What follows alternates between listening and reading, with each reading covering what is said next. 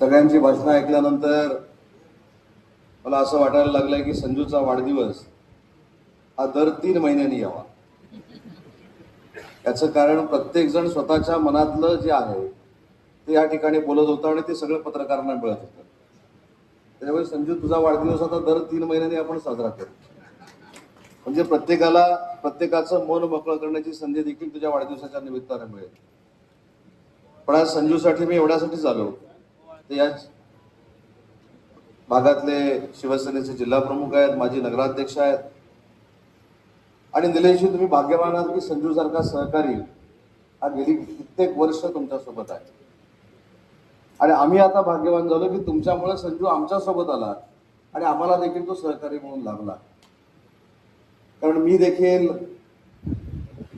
पक्षाच्या चळवळीतच लहानाचा मोठा झालो, संघटन करता करता राज्याचा उद्योगमंत्री झालो. कुठचंही संघटनेचं काम संजू परबला जर सांगितलं तर त्यांच्या कधीच समोरून नाही असं जे उत्तर येत नाही. कुठचंही काम सांगा, अडाळीचं काम सांगा, सावंतवाडीतलं काम सांगा. म्हणजे तर मी एकदा कणकवलीचं देखील त्यांना काम सांगितलं होतं. त्यामुळे त्यांचा पिंड हा कार्यकर्ता आहे, त्यांचा पिंड हा शिवसैनिक आहे. आणि म्हणून भाईंच्या भाषणात आपण ऐकलं असेल की विकास कामाची ताकद भाईंच्या माध्यमातून जी मतदारसंघाला मिळते ती जर कॅरी फॉरवर्ड केली तर लोकच तुम्हाला स्वीकारतील, असं भाईंनीच तुम्हाला सांगितलं. त्यामध्ये बाकीची चर्चा करण्याची काय आवश्यकता नाही. आणि भाई, मी मगाशी बघितलं दत्ता सामंत असं म्हणाले की तुम्ही आल्यानंतर संजू परब तुम्हाला वाकून नमस्कार त्यांनी केला.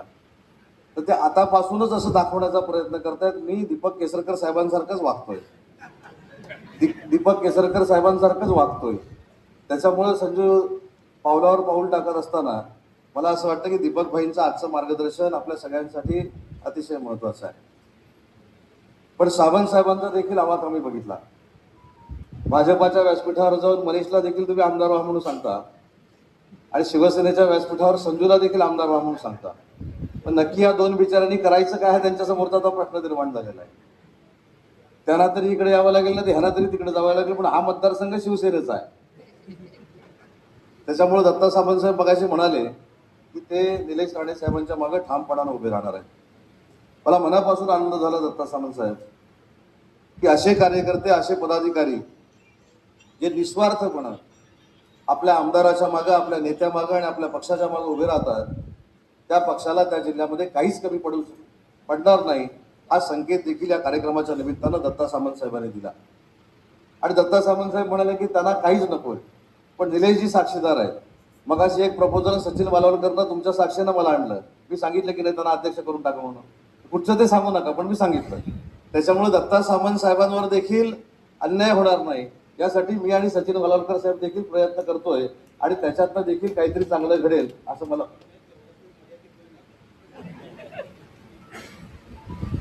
पण ते आता नंतर सांगतो दत्ता सामंत साहेबांना आम्ही काय देणार आहे, किंवा झाल्यावर आपल्यालाच सिंधुदुर्गवाल्यांना कळेल की दत्ता सामंत काय झाले. पण आजचं व्यासपीठ जे आहे हे मला असं वाटतं की सकारात्मक व्यासपीठ आहे. आपल्याला सिंधुदुर्ग जिल्ह्याला जर विकासात्मक पुढे न्यायचं असेल, आपण प्रत्येकानं राणेसाहेबांचं नाव घेतलं, राणेसाहेबांच्या आवाक्याप्रमाणे आपल्याला प्रत्येकाला जर काम करायचं असेल तर आपल्या सगळ्यांमधले मतभेद बाजूला ठेवून सिंधुदुर्ग जिल्ह्याचा विकास हाच माझा अजेंडा आहे आणि हाच माझा पक्ष आहे असं समजून आपण जर काम केलं तर सिंधुदुर्ग जिल्हा हा भारतातला 1 नंबरचा जिल्हा होईल. याच्यामध्ये तिळमात्रही शंका कोणाच्याच मनामध्ये असण्याचं कारण नाही. फक्त शेवटी आपण संजूच्या वाढदिवसाच्या निमित्तानं संकल्प केला पाहिजे. संजूचा वाढदिवस एवढा गाजला आहे की काल ताजचा MOU झाला. आता बाईंनी सांगितलं की मल्टी स्पेशालिटी हॉस्पिटलचा मुहूर्त देखील आजचाच लाभला. आणि इथं बसलेला असताना माझ्या हातात संजू योगायोगानं चिठ्ठी आली की ज्याचा उल्लेख भाईने इथं केला आणि राजन तेली साहेबांनी इंडस्ट्रीची मागणी केली. म्हणजे संजूच्या वाढदिवसात जर एवढी ताकद असेल तर पुढे काय होणार आहे मला माहित नाही. मला आत्ताच असा कागद आला की टावोसला आम्ही हिलिओस शेल्टर प्रायव्हेट लिमिटेड बरोबर जो MOU केलेला होता 4,000 कोटीचा, त्या कंपनीनं अडाळीमध्ये प्रकल्प आणण्याचा निर्णय घेतलेला आहे. हा देखील एक विलक्षण योगायोग आहे. त्याच्यामुळे सगळं चांगलं घडतंय आणि ते चांगलं घडत राहावं म्हणून आता संजू परब साहेबांनी काम केलं पाहिजे. शेवटी राजकारणामध्ये आमदार व्हायचं, मंत्री व्हायचं हे कोणाच्या हातामध्ये नसतं. जसं नेत्याची कृपादृष्टी लागते तशी नशिबामध्ये देखील लागते. आज मी निलेशजींचा मोठेपणा समजतो की त्यांनी सांगितलं की मी आणि ते शिंदे साहेबांकडे गेलो होतो, पण निलेश राणे साहेब भाषणामध्ये एवढे तरबेज झाले, त्यांनी फक्त एवढंच सांगितलं की साहेबांनी जे काय मला सांगितलं ते मी ऐकलं आणि एबी फॉर्म घेतला. साहेबांनी सांगितलेलं ऐकलं म्हणून जबाबदारीनं सांगतो. आणि नितेश राणे साहेबांनी ज्या पद्धतीनं अभ्यासात्मक कामकाज विधानसभेमध्ये सुरू केलं, हा परिणाम जे साहेबांनी सांगितलं ते राणे साहेबांनी ऐकलं म्हणूनच झालेलं आहे. याचं देखील मला मनापासूनचं कौतुक आहे. आज विधिमंडळामध्ये त्यांना जेव्हा आम्ही बघतो, संजू, आपण जेव्हा आमदारकीला इच्छुक राहतो की आमदार व्हावं असं आपल्याला वाटत असतं, तेव्हा प्रत्येकानं अभ्यास केला पाहिजे की विधिमंडळामध्ये कोण प्रतिनिधी काय बोलतात, कशा पद्धतीनं बोलतात, कशा पद्धतीनं त्यांचा अभ्यास आहे. खरं तर विधिमंडळामध्ये गेल्यानंतर आपण मतदारसंघाचे असतोच, पण ते विधिमंडळ ही प्रॉपर्टी पूर्ण महाराष्ट्राची असते. आपण महाराष्ट्राच्या प्रत्येक विधानसभा मतदारसंघासाठी आपण बोलू शकतो. पण या सगळ्या गोष्टीचा अभ्यास केला पाहिजे की दीपक भाई असतील, निलेशजी असतील, भले महाराष्ट्रावर बोलतात, पण स्वतःच्या भाषणाचा समारोप करत असताना माझ्या मतदारसंघाला काय मिळणार आहे हा प्रश्न विधिमंडळामध्ये विचारतात. हे खरं त्याच्यातलं गमक आहे. आणि म्हणून माझा जर अनुभव बघितला तर 2004ला मी देखील आमदारकीला इच्छुक होतो. निलेशजी माझा 14वा नंबर होता, 14वा. 1 नंबरला मोठे दिग्गज नेते, 2 नंबरला दीपक भाईंना माहिती आहे, दीपक भाई त्याचे साक्षीदार आहेत. 13 पर्यंत सगळे दिग्गज नेते आणि मी एवढा छोटासा कार्यकर्ता 14 नंबरला. दर 15 दिवसांना अटॅक यायची वेळ यायची.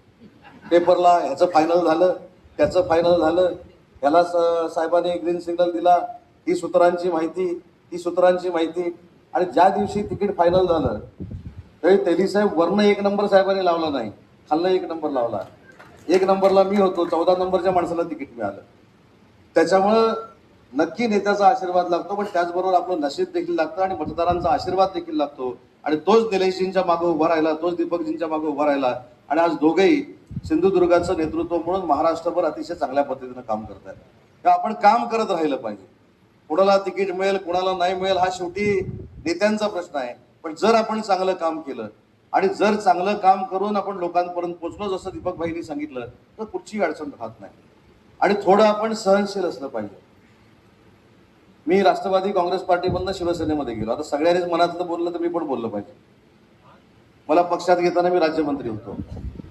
राज्यमंत्री म्हणून मला पक्षात घेताना मला एवढ्या शब्दा घेऊन सांगितलं होतं की 2 मंत्रिपदं मिळाली तरी तो मंत्री होणार, 4 मंत्रिपदं मिळाली तरी मंत्री होणार. आणि जशी यादी जाहीर झाली, भाई तुमचं नाव जाहीर झालं आणि मी परत रत्नागिरीला आलो. 5 वर्ष मी पण काढली. 5 वर्ष मी देखील असं म्हणत होतो, आता कोणतरी राजीनामा देईल, आता कोणतरी राजीनामा देईल. असं काही 5 वर्षात झालं नाही. परत निवडणूक लागली, परत मी निवडून आलो. साहेब शिक्षण मंत्री झाले आणि मी उच्च व तंत्र शिक्षण विभागाचा मंत्री झालो. त्याच्यामुळे नियतीनं ज्यावेळी लिहून ठेवलेला आहे त्यावेळी तुम्हाला कोणी रोखू शकत नाही. हा आजपर्यंत नियतीचा इतिहास आहे. त्याच्यामुळे प्रत्येकानं राजकारणामध्ये सोसलेला आहे, भोगलेला आहे. अनेक वेळी तर संघर्षाला देखील आपण सगळे मिळून सामोरं गेलो.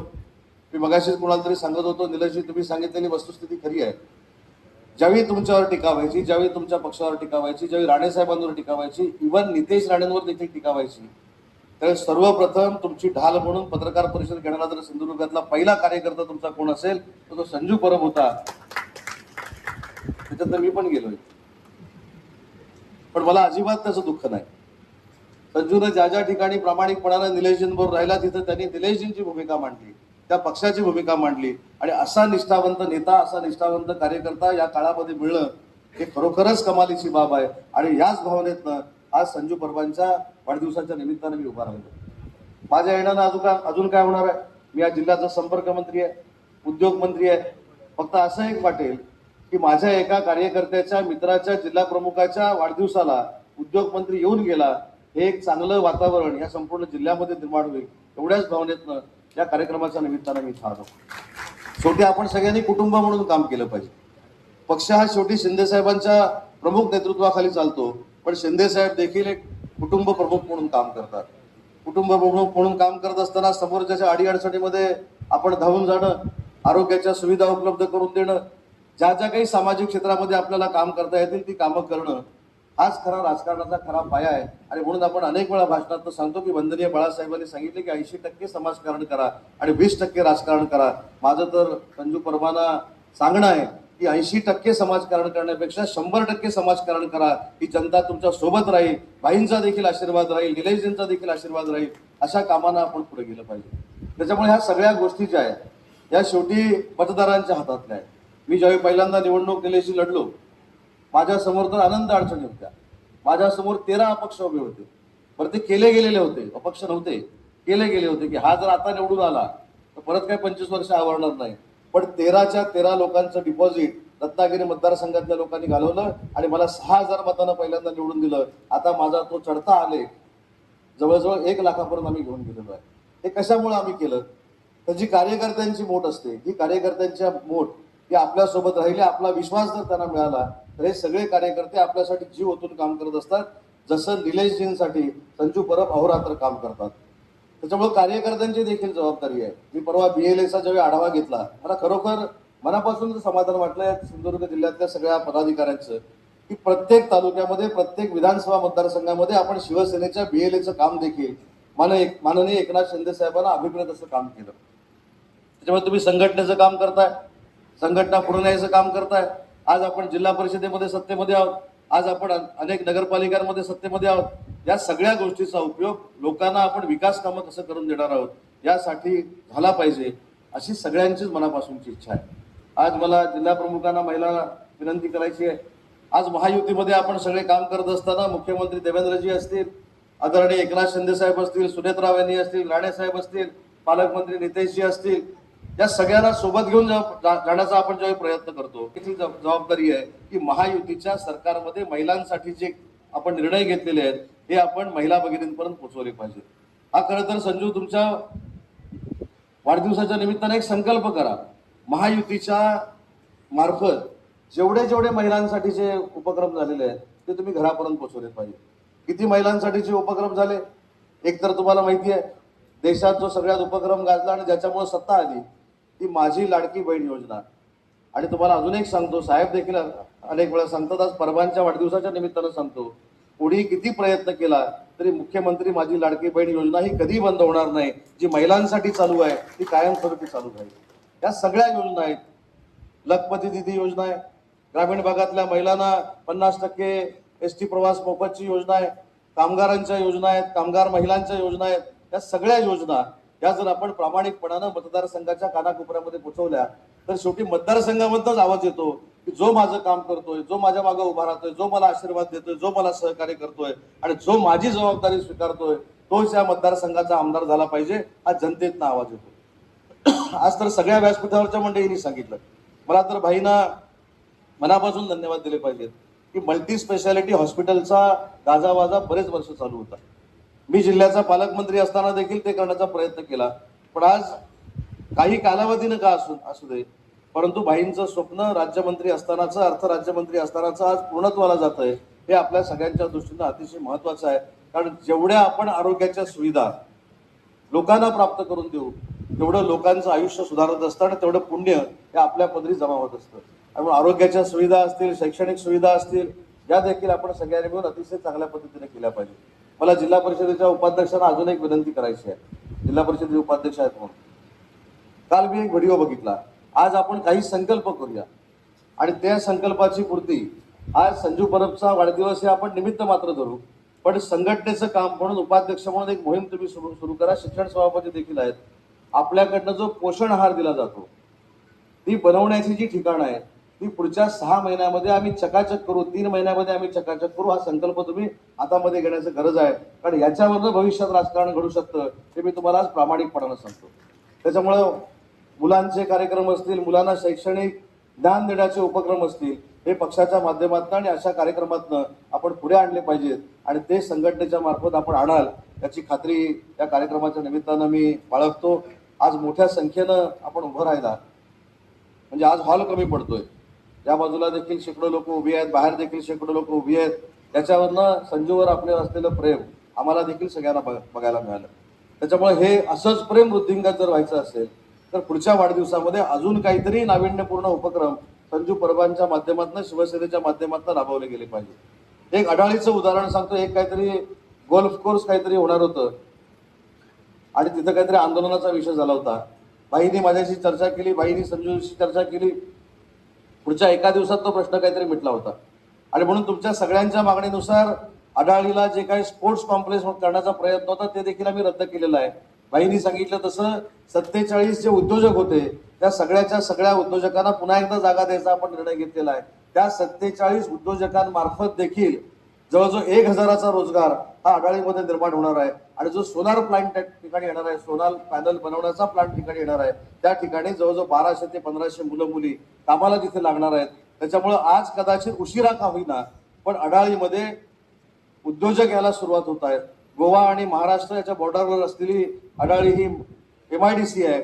भविष्यामध्ये अडाळीचा विस्तार करायची जर वेळ आली, अडाळीला ऍडिशनल अडाळी म्हणून जर MIDC करायची वेळ आली उद्योजक आल्यानंतर, तरी साहेब ते देखील आज मी सांगतो की ती देखील MIDC ऍडिशनल जर आपल्याला पाहिजे असेल तर ती देखील आपण उद्योग विभागामार्फत करू. त्याच्यासाठी देखील 1 रुपया मी कमी पडू देणार नाही. कारण शेवटी आपल्याला सिंधुदुर्गातल्या लोकांना गोव्याला न पाठवता आपल्याच जिल्ह्यामध्ये रोजगार द्यायचा आहे. मग तो पर्यटनाच्या माध्यमातून असेल, हॉटेलिंगच्या माध्यमातून असेल किंवा माझ्या उद्योग विभागाच्या मार्फत असेल, आपल्याला ती मुलं आपल्याकडेच ठेवायची आहेत. या उद्देशानं भविष्यात आपण सगळे एकत्रपणानं काम करूया एवढीच सदिच्छा या ठिकाणी व्यक्त करतो. पुन्हा एकदा संजूला वाढदिवसाच्या मनापासून शुभेच्छा देतो. मी 4 वेळा संजू परबना विचारलं की तुमचं वय किती, 4 वेळा.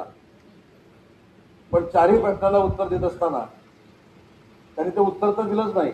ते भाषण असं कान लावून एकदा तसा एकदा केला, एकदा विचारल्यावर मागं काहीतरी बघितलं, म्हटलं ठीक आहे. तिसऱ्यांदा परत विचारलं तेव्हा दुसऱ्याला कोणाला तरी बोलून पाणी मागितलं. चौथ्यांदा म्हटलं ह्यांना काय स्वतःचं वय सांगायचं नाही. त्याच्यानंतर विचारलेलं बरं, पण भाई असं म्हणाले की तुम्ही 18 वर्षाला लहान आहात, त्यामुळे तुमचं वय मला कळलेलं आहे, एवढं फक्त लक्षात ठेवा. तर मी देखील अंकगणितामध्ये फेमस आहे. 4 वेळा तरी मला सांगितलं ना, हे पत्रकारांनी पण लक्षात ठेवा, तुम्ही पण छापू नका ही माझी विनंती आहे. जर वय छापण्यामुळं राजकीय संजू परब मागे येणार असतील तर त्यांचं वय छापू नये अशी माझी आपल्याला विनंती आहे. पण ईश्वर चरणी एवढीच प्रार्थना करतो, पाटेश्वराच्या चरणी एवढीच प्रार्थना करतो की त्याच्या मनातल्या सगळ्या काय मनोकामना ज्या आहेत त्या पूर्ण व्हाव्यात. जो कायम हसत असतो तो त्यानं कायम हसतच राहावं आणि कायम तुझ्या पदरी हसूच यावं ही सदिच्छा देतो आणि माझं मनोगत संपवतो. जय हिंद, जय महाराष्ट्र.